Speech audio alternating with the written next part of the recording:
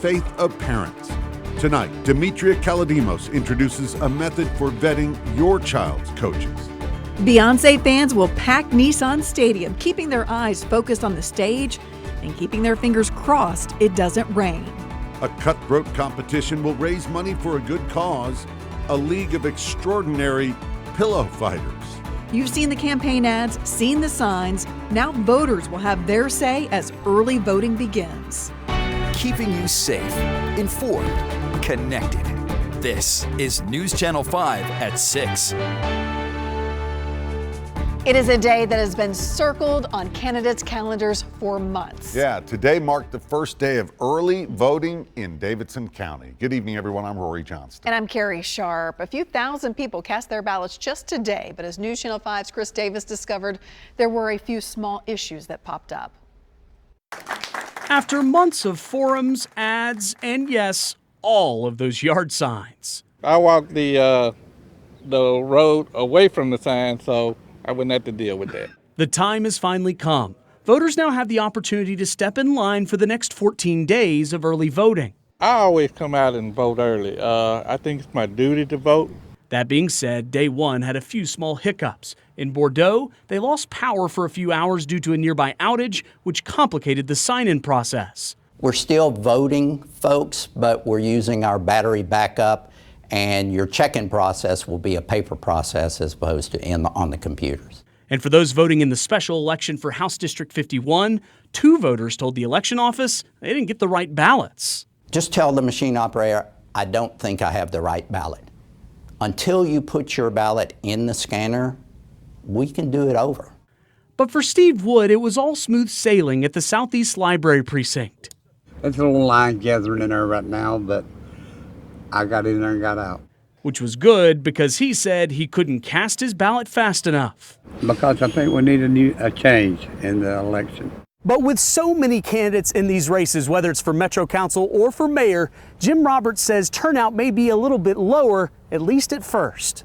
People are still haven't made up their decision, so we may see that voter turnout picking up the closer we get to the election. Roberts says once you've made up your mind on your vote, make up your mind on your voting plan.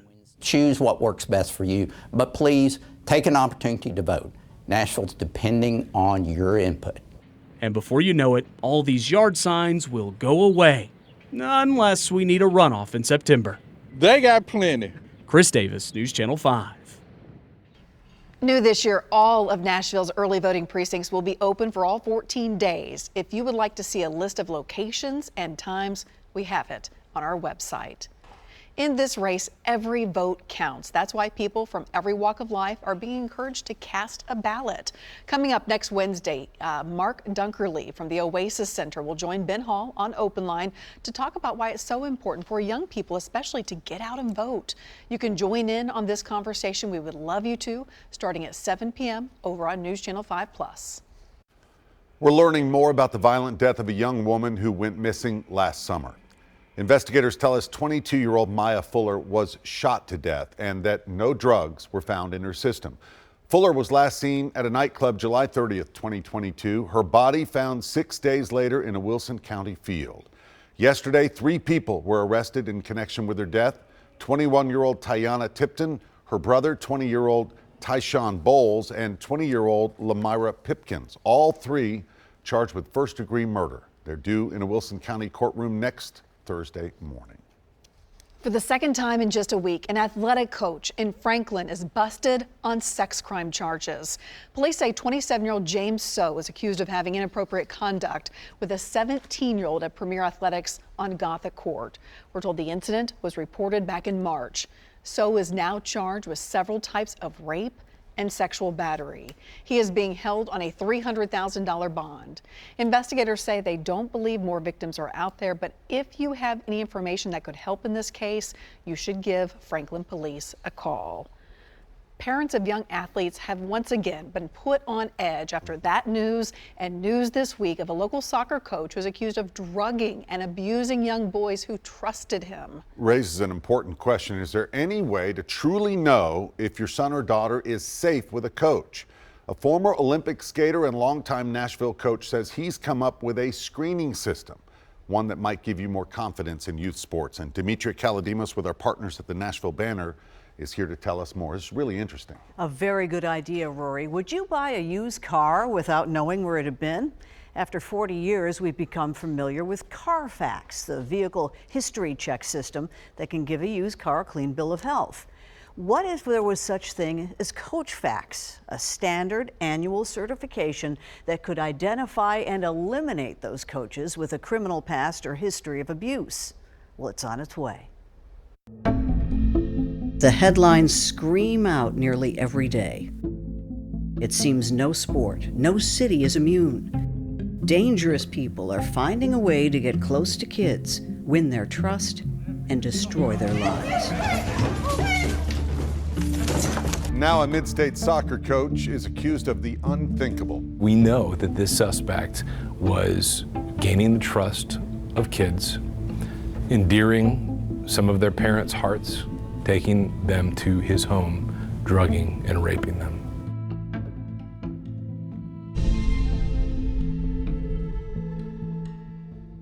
You have to have faith in your coach that they know what they're doing, but beyond that, you have to have faith in the person.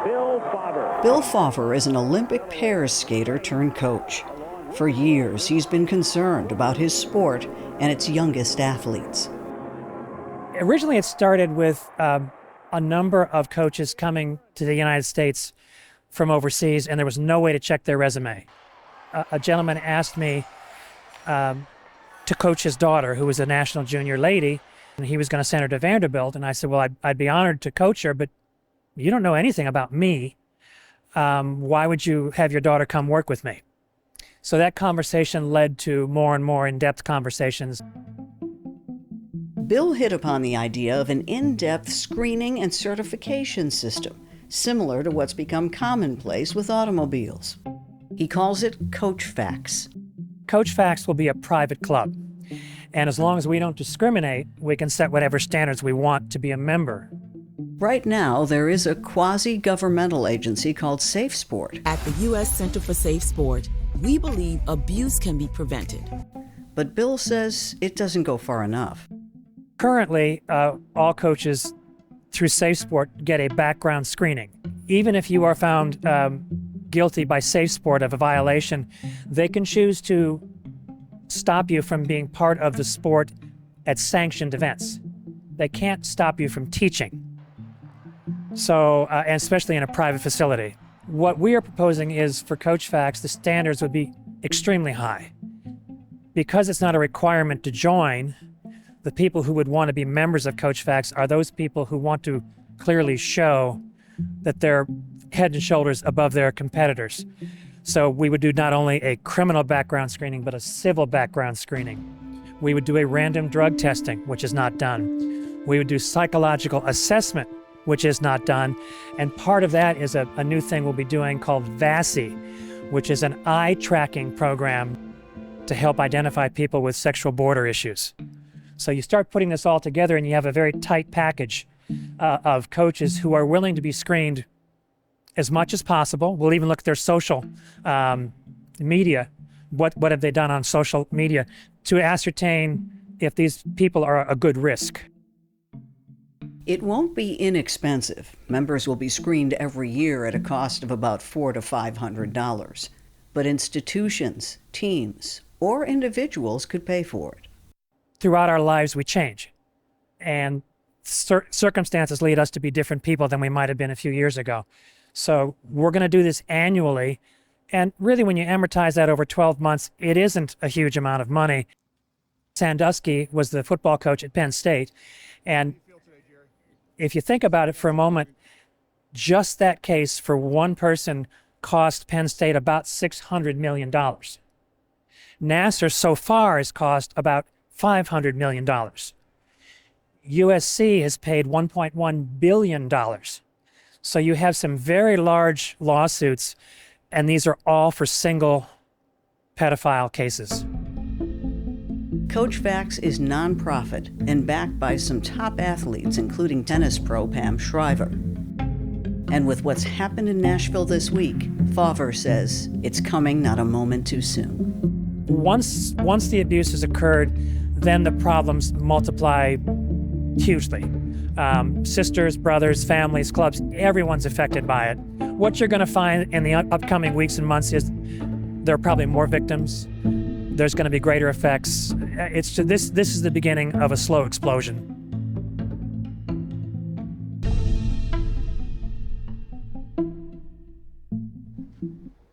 And that eye test that he talked about, that's part of the screening, the VASI, it stands for Visual Assessment of Sexual Interest. It was actually developed here in Tennessee, and it's been used by prosecutors, by defense attorneys, and it's held up in court.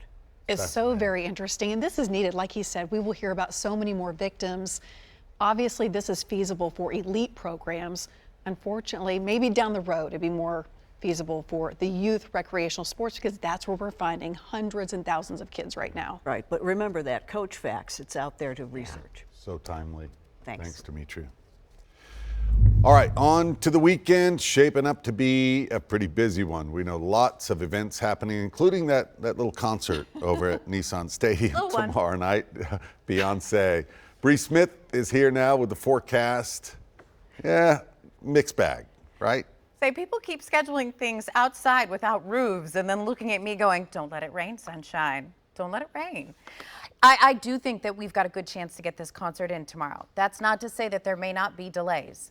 Lightning would be the biggest concern for safety, and any storms that do pop up during the show would be brief and intermittent. It won't rain for hours and hours and hours like it did that last night of Taylor Swift here in town. But we may have some showers and storms, so bring the poncho. You can't have an umbrella.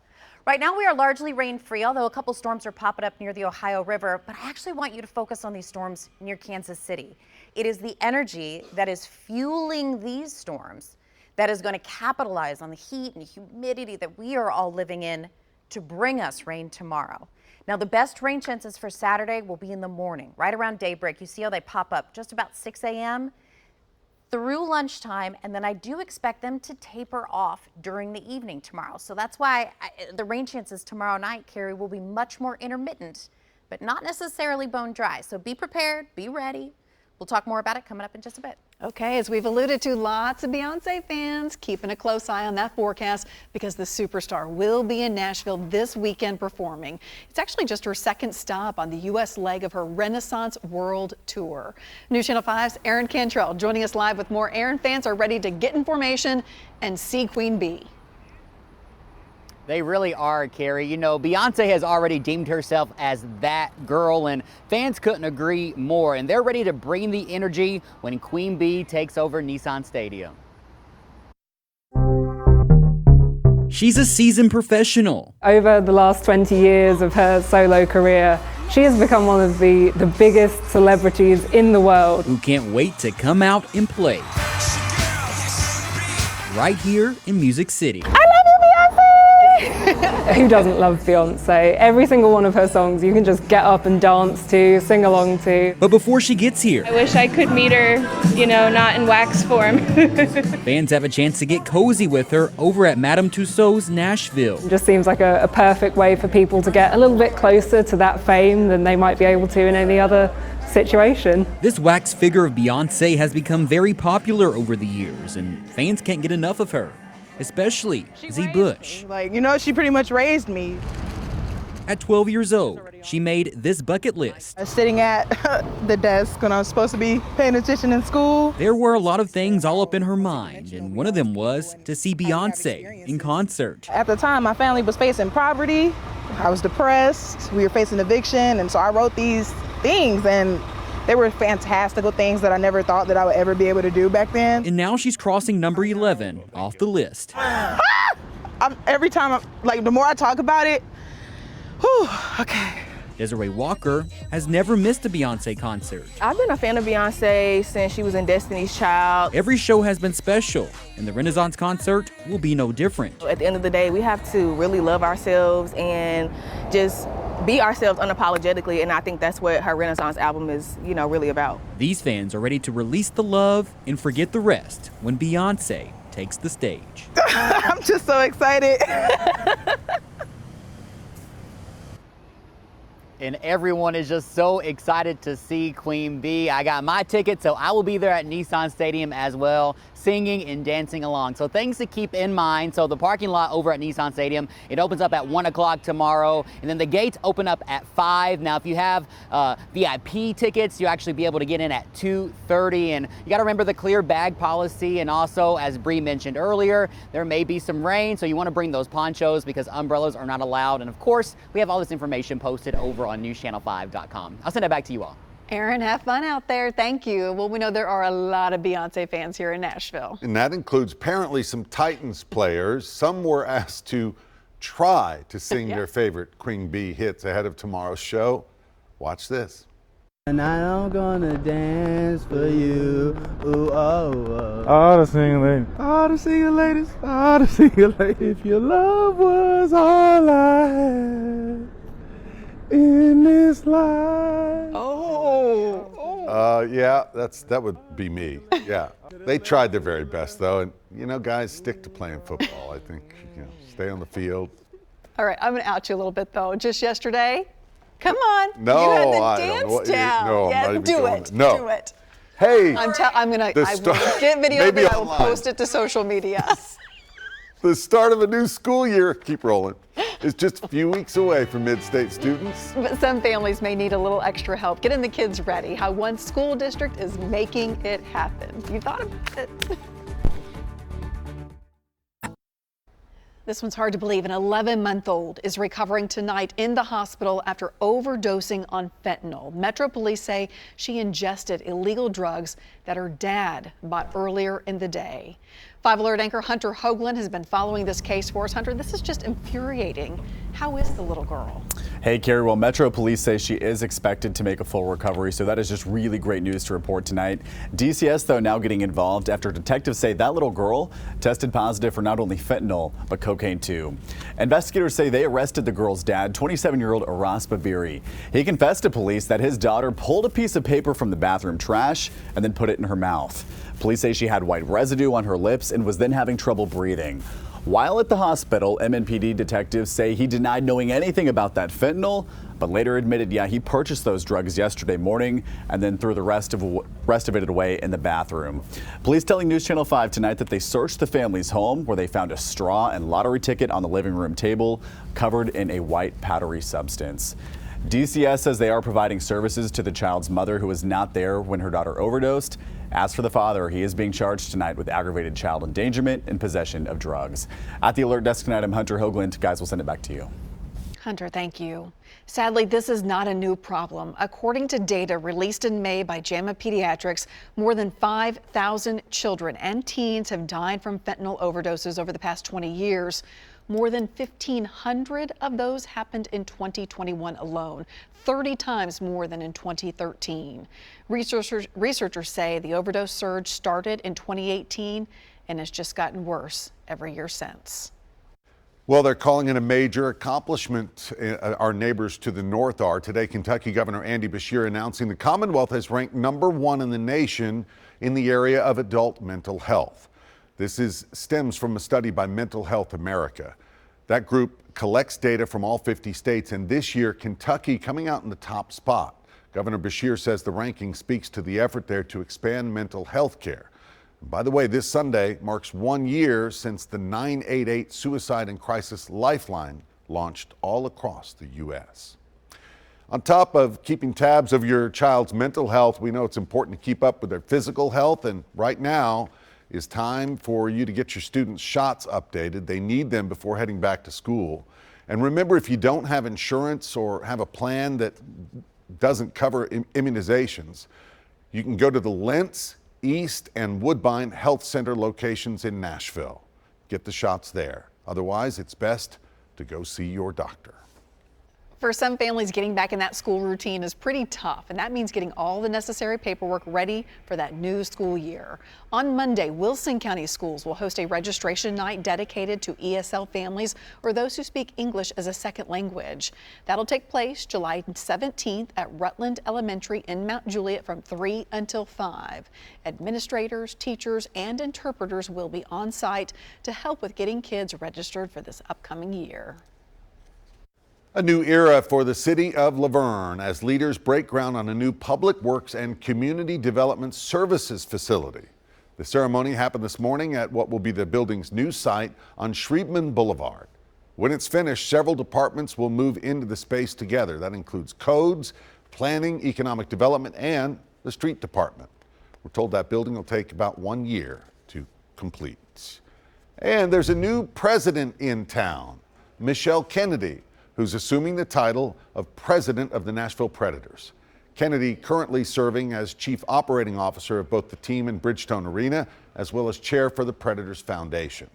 She started with the Preds back in 2008. Congrats on the promotion. And the countdown is nearly over. F&M Bank Arena in Clarksville will celebrate its grand opening with a big celebration tomorrow. The facility, which is in downtown Clarksville, will play host to concerts and sporting events like basketball and hockey. It's also home to a Ford Ice Center. Tomorrow's event will start at 11 a.m. when it will feature free ice skating, some giveaways, concessions, and a look behind the scenes. And we just love getting out in our community and, of course, meeting all of you. This weekend, another chance. We're going to be out and about across Middle Tennessee. Weather permitting, fingers crossed, right? Rebecca Schleicher and I will be at the Pleasant View Handmade Fair tomorrow morning. There will be craft vendors, live music, food trucks, and more. Then at 4 in the afternoon, you can say hi to Heather Mathis at the Celebrate Mount Juliet event. That's at Charlie Daniels Park.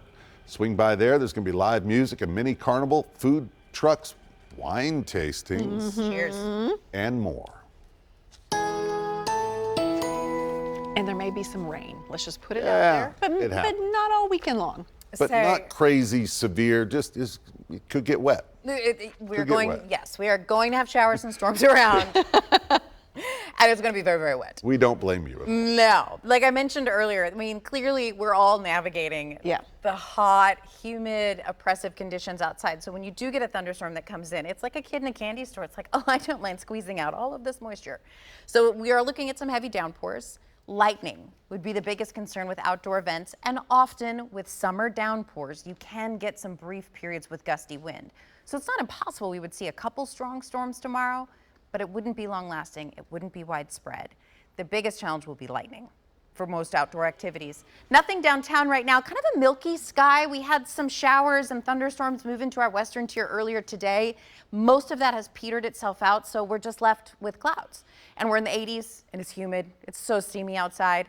Right now we do have a couple additional thunderstorms that are starting to pop near the Ohio River. A couple of these kind of flirting with northern Muhlenberg, a couple of these dot southern portions of Illinois. I don't expect much from this. They may drift a little further to the south and bring some brief showers or storms to our northern tier, but I don't expect anything strong or severe with it. It's lightning, right? That's the concern.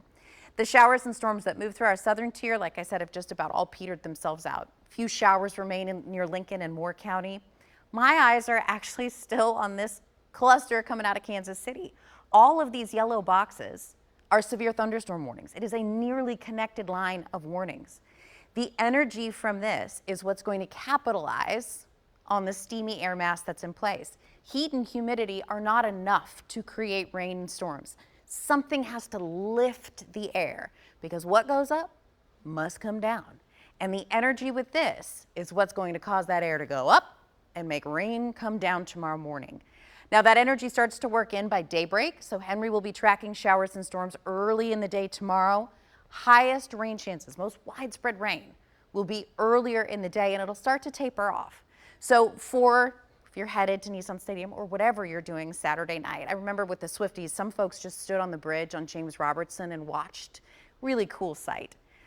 Rain chances at 5 o'clock tomorrow night, 50%. Down to 40% at 7. That's when the Queen takes the stage. 30% as we head towards the evening hours. So an improving trend, but not a bone dry trend.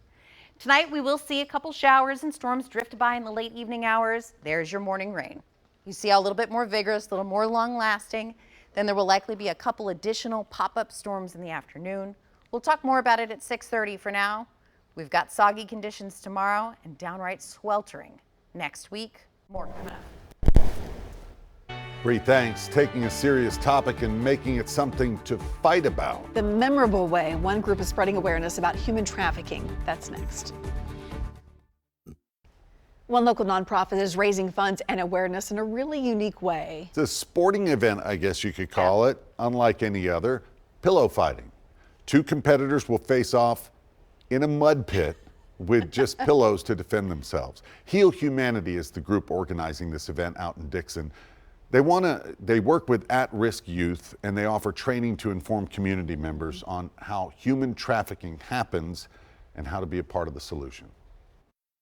It's one of those things that as a parent, I understand you don't want to believe it could happen to your child or your child's friend. But the reality is that unless you're educated on the signs and unless you're educated on how it happens and the vulnerabilities, it can happen to anybody. Yeah, they were setting up today at Mulberry Mill. In addition to the pillow fights, they're going to have food vendors, artisan vendors, a magic show, music, even a PJ and pizza party for the kids later in the evening. It all kicks off at 10 tomorrow morning at Mulberry Mill. Tickets available online.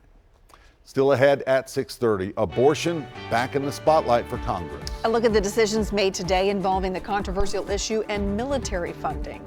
Plus, a break in a more than 10-year-old murder case on Long Island. Neighbors shocked to find out who's being charged. And your favorite diet soda might pose a cancer risk. The latest word from the World Health Organization on the widespread and popular artificial sweetener aspartame. Abortion, the focus for many Republicans today as GOP lawmakers in Congress take aim at Defense Department abortion policies. The abortion issue was also at the heart of some of the changes made to military funding. Willie James Inman reports. Iowa Governor Kim Reynolds signed a new law Friday banning abortions in the state after 6 weeks in most cases. I could not imagine a more appropriate place to sign this bill than here at the Family Leaders Summit, alongside such strong advocates who have fought and prayed for the protection of life for decades. The signing happened at an evangelical forum where Republican presidential candidates are courting voters and touting their own abortion policies. I'm calling on all my Republican fellow candidates to endorse, as they should here today, a minimum standard of 15-week ban at the federal level. The abortion issue was also at the heart of some changes House Republicans pushed through on a bill funding the military. The National Defense Authorization Act passed in the House Friday included an amendment banning the Pentagon from covering travel expenses for service members seeking abortions. The core tenets of this year's NDAA are simple. Modernize and bolster our military, take care of our men and women in uniform, and cut out the woke garbage that the Biden administration has forced on our service members. The changes are not likely to make it through the Senate, which begins debate on the bill next week. Willie James Inman, CBS News, Capitol Hill. The National Defense Authorization Act, which usually passes every year with broad bipartisan support, passed the House by a vote of 219 to 210, largely along party lines. 4 Republicans voted against the bill, 4 Democrats voted for it.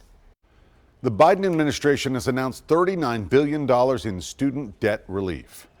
804,000 people with federal student loans will have their debt wiped away in the coming weeks.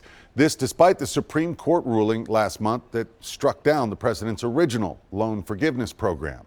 The White House says administrative fixes now more accurately count qualified monthly payments. Those benefiting have been paying for a period of 20 to 25 years. Their remaining balances will be eliminated. This comes as student loan repayments will resume this October after several years on pause because of the pandemic. TV and movie actors hit the picket line today after their union decided to join the Writers Guild and go on strike. Screenwriters have been on strike since early May. Both unions are demanding the same thing, a better deal from the Hollywood movie studios that includes limiting how artificial intelligence can be used, along with pay and residuals from streaming services. This is the first time since 1960 that both unions have gone on strike at the same time, shutting down the industry. 99.9% of the people that I'm fighting for right now are working class people. They are the ones that are being squeezed out. Any scripted entertainment is basically off the table. All that's really left is reality TV. It also means that promotions like red carpet premieres on completed projects have been stopped. Police in New York have finally made an arrest in connection with the killings of as many as 10 people on Long Island. The case left investigators chasing leads for more than 10 years. Well, 59-year-old Rex Heuermann made his first official court appearance today and now faces 3 first-degree murder charges and 3 second-degree murder charges, all in connection to what's been called the Gilgo Beach murders case. The victims' bodies were initially found as police were searching for a missing sex worker named Shannon Gilbert. In all, 8 women, a man, and a toddler were found dead. Earlier in the day, police were seen removing evidence from the suspect's home, to the surprise of many neighbors. It's a shocker. I mean, it's a real eye-opener. It's crazy. It's mind-blowing. The guy's been quiet, never really bothers anybody. We're kind of shocked. We have never stopped working on this case. The suspect apparently worked as an architect in New York City, grew up in that house in Massapequa on Long Island, and remained there with his wife, where they raised their children. He was denied bail at his court appearance. The World Health Organization's cancer agency has labeled the artificial sweetener aspartame as a possible cause of cancer. It's found in about 6,000 products worldwide, from diet soda to flavored water and yogurt. Limited evidence was cited for a type of liver cancer, but according to its own hazard clarification, confidence in this assessment is low, saying more research is needed. Results do not indicate that occasional consumption should pose a risk to most consumers. Obesity accelerates just about every disease, whether it's cancer, type 2 diabetes, hypertension, and so on. And so there's a reason that we want to reduce sugar consumption. Now, the average American would need to drink more than a dozen cans of diet soda a day to be at risk, with at least what we know right now. More than 100 million people are under extreme heat alerts all across America. In some areas, the temperature is expected to soar as high as 120 degrees with no relief in sight. In Phoenix, emergency rooms have been busy all week as Arizona endures its hottest July on record. At least a dozen people have already died from heat-related issues in that area so far this year. We've definitely seen an increased number of heat exhaustion or heat stroke. Do not wander too far from the original call location. That way their ambulances can find you. But you want to make sure that you get out of the sun, get into some type of shaded area. In California, an especially wet winter prompted a huge growth of new vegetation. Well, that's turned into hot, dry brush, the perfect fuel for wildfires. And that's not the only environmental concern. There's also an advisory for extreme smog there through Tuesday. Coming up after the break here at 6:30, controversial cluster munitions approved by the Biden administration have now made their way to Ukraine. We're going to hear from a general about how they plan to balance the danger those weapons can pose as they plan to use them in the war against Russia. Stormy start to the weekend, steamy finish. Details to help you plan. Next.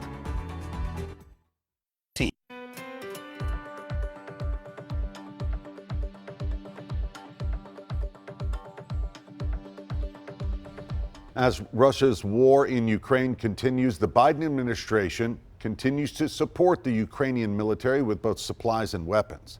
The latest is a shipment of controversial cluster munitions. Script News reporter Jake Godin sat down with a Ukrainian general to find out more about the dangerous weapons.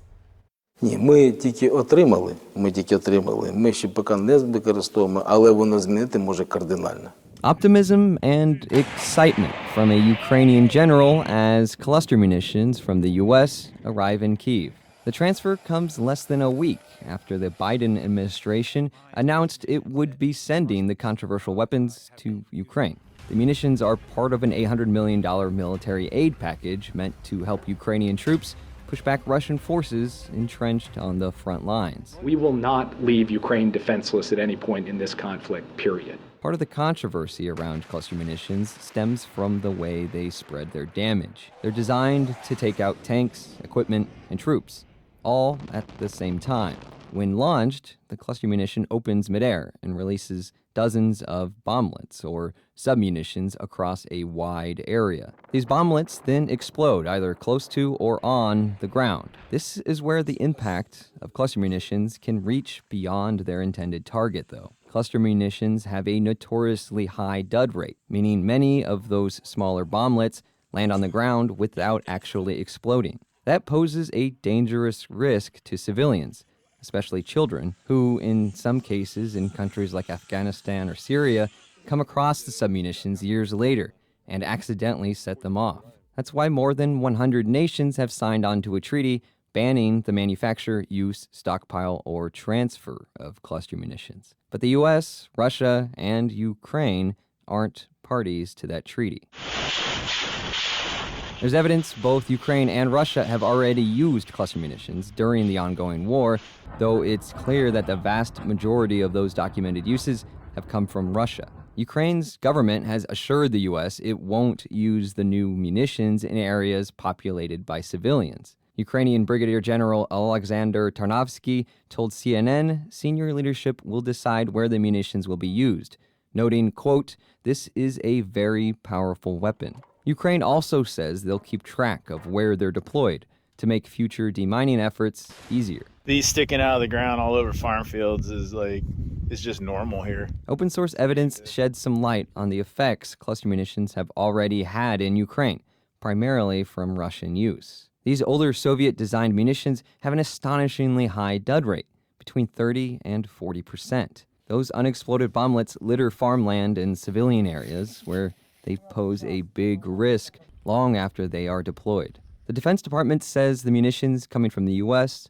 should have a much lower dud rate, less than 2.35%. But there's evidence that failure rate could be as high as 14% with some of the munitions heading to Ukraine, specifically the M864 artillery shell, which contains 72 submunitions. An Army study from 2000 found that those submunitions had a dud rate closer to 14%. Jake Godin, Scripps News, Washington. Coming up, the NCAA renders its decision on UT football. All the details coming up in sports. You're watching News Channel 5 at 6:30.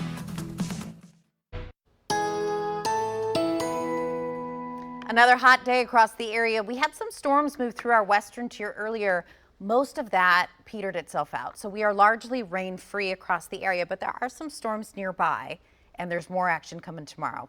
Take a look, quiet across most of the mid-state, but if we look to the north, remember I showed you that storm that had popped up north of Muhlenberg? Well, it got a little beefy, so it has a severe thunderstorm warning on it. It is generally starting to contract, but it may bring some gusty wind to the northern portions of Muhlenberg. The remnants of this, if it can hold together, would bring some showers and storms down towards Bowling Green in Warren County, but since we're headed towards sunset, I don't expect it to maintain its strength. Likely really pretty off in the distance. You can probably see the lightning upwards of 60 to 80 miles away from that. Our better chances for rain ramp up by daybreak tomorrow. So we're going to have another round of showers and storms that will impact how you start your weekend, and it will impact the concert tomorrow night or whatever your plans are if you're going to be outside Saturday night. Temperatures will be in the 80s, falling into the 70s. Rain chances will drop off tomorrow night from 50% at 5 o'clock down to 30% at 9. So an improving trend throughout the day, but that doesn't help you out if you've got morning plans. Here's what it looks like tonight. Like I said, a couple passing showers, rumbles. By daybreak, that's when we see more widespread activity come in. There will likely be a brief lull early afternoon, and then as that heat starts to build, we'll get a little bit more activity to pop. So I am not guaranteeing you a dry Saturday night, but Saturday night should be drier than Saturday morning. And by Sunday, we really start to pull those rain chances back. Temperatures climb in response. And of course, if we've got a soggy day on Saturday, that means there's going to be a lot of moisture on the ground. So as that heat builds on Sunday, it's going to feel very steamy. The heat index will be very sweltering to start on Sunday, and it is just a taste of things to come. We'll have more of a summertime pattern Monday, Tuesday, Wednesday with a chance for storms mainly in the afternoon. But then look at the mercury Wednesday, Thursday, Friday of next week. That is downright gross. If our actual temperatures make it into the upper 90s, with as much moisture as in place this time of year, that means our heat index at its highest points could be between 105 and 110 to end next week. A lot of kiddos are already starting workouts, football practices, and so of course this will be a factor as we head into next week or any sort of last minute trying to soak up summer activities. John? All right, Bree, on Friday, the NCAA announced the completion of its years-long investigation into recruiting violations levied against Tennessee football under former head coach Jeremy Pruitt. Pruitt was fired with cause after the university reported the violations and issued self-imposed sanctions back in 2021. According to the NCAA, there were more than 200 violations during Pruitt's tenure. On Friday, the NCAA announced that Jeremy Pruitt was given a 6-year show cause penalty, keeping him out of college coaching for the foreseeable future. Pruitt posted a 16-19 record in his 3 seasons on Rocky Top. He faces a 1-year suspension if he takes another NCAA job. As for Tennessee football, there will be no postseason ban, but the NCAA has placed the program on 5 years probation and issued an $8 million fine. During that 5-year probie period, a total of 28 scholarships will be reduced. There will be an additional reduction in official recruit visits, and all wins and individual records involving sanctioned players will be vacated. Titans head coach Mike Vrabel will get his chance to get his hands on his players when training camp opens in 11 days. This weekend, Vrabel is teeing it up with the Stars in Lake Tahoe. But he told me earlier this afternoon via Zoom he's excited to get the new season started. Well, I mean, I think it is exciting. It's an opportunity for a lot of people, including me, to lead this football team, to help them in any way that I can, and provide support in all 3 phases of our football team. It's an opportunity for our players, some that have been there and some that are new. So every year is different, but obviously some great opportunities for some guys. And I think we try to be as smart as we possibly can, but also prepare them for a long season and try to improve and get better. Vrabel will likely be eager to see how second-year cornerback Roger McCreary performs this summer at camp. The former Auburn star struggled with injuries, but he still registered 84 total tackles and 1 interception last year. McCreary says he's feeling a lot more comfortable heading into his second camp, and he expects to be a playmaker in the Tennessee secondary. Last year, I learned a lot, learned what's coming at me and everything. So more this year, I would say I'm focused more on my technique, more just me playing my style, my skill, learning how guys come at me instead of being all recognizing the play and everything. So I feel like it's going good as long as we communicate, be on the same page. Nashville SC faces the MLS's top team as they play at FC Cincinnati Saturday night. The boys in gold head in having dropped 4 of their last 5 matches, scoring just 2 goals in that span. But the players remain confident they can turn their offensive fortunes around. There's no lack of confidence in the guys that we have in the locker room. We know that we have good players in front of goal. We know that we can score goals. We know that we're a dangerous attacking team. The sky's not falling. We're not going to get down on ourselves. We're not going to feel sorry for ourselves. We'll recover and get ready for a massive game in Cincinnati where, you know, if we go in there and get 3 points, that's obviously a big boon for the rest of our season. Men's semifinals at Wimbledon. 2-seed Novak Djokovic able to put away 8-seed Yannick Sinner in straight sets. The 23-time Grand Slam winner will meet top-ranked Carlos Alcaraz in Sunday's championship match. Play of the day sponsored by Shell Brothers Home Builders. Second round of the Scottish Open, Nicholas Kosarts. The tee shot in the par 3 14th from 174 yards out. Looks good. Hits the green. Yeah. Roll it Keep toward going. the cup. No. And it'll slip into the hole for an ace. His first ever on the DP World Tour. Speaking of golf, it looked like Vrabel was kind of rubbing it in a little bit. I mean, he looked very relaxed and comfortable out there at Lake Tahoe, letting us all know that he's just chilling. He's got work to do. Yeah, a little bit. 11 days. Enjoy it now. Yeah. All right, thanks, John. We'll be right back. All right, look at that weekend forecast. Say, I'm just a messenger, right? We are going to have a soggy start to the weekend. Most widespread. Sorry. Oh. You know, Rory loves hugs in the rain. So You're right. you get him to show you his Beyonce moves. Maybe. See you at 10.